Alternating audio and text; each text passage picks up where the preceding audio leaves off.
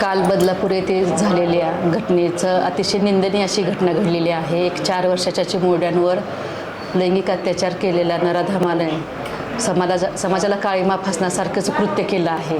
खरंच कालची घटना ताजी असताना काल पुण्यामध्ये पण संध्याकाळी अशा घटना मुलींच्या विनयभंगाच्या झाल्या आहेत। नुकतीच कोलकाता येथे महिला डॉक्टरवर लैंगिक अत्याचार करून तिची निर्घृण हत्या केली, हे पण प्रकरण ताजं आहे। म्हणजे आज समाजामध्ये वारंवार महिला आणि मुलींवर अशा अत्याचार होत चाललेले आहेत।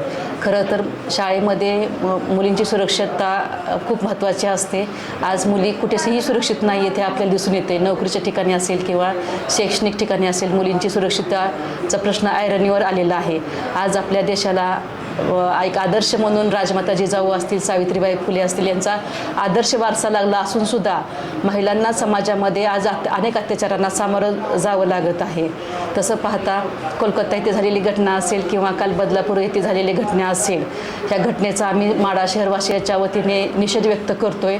आज महिलांना आमची लाडकी बहीण योजनेमध्ये 1500 रुपये देऊन पैसे देण्यापेक्षा सुद्धा महिलांना सन्मान मिळाला पाहिजे आणि महिलांना सुरक्षितता मिळाली पाहिजे। म्हणजे सुरक्षितता मिळणं हे शासनाची जबाबदारी आहे आणि शासनाने ह्या गोष्टीकडे लक्ष देऊन काम केलं पाहिजे। म्हणजे अशा वारंवार होणाऱ्या घटनांना आळा बसवायचा असेल तर शासनाने ह्याच्याकडं पाऊल उचललं पाहिजे।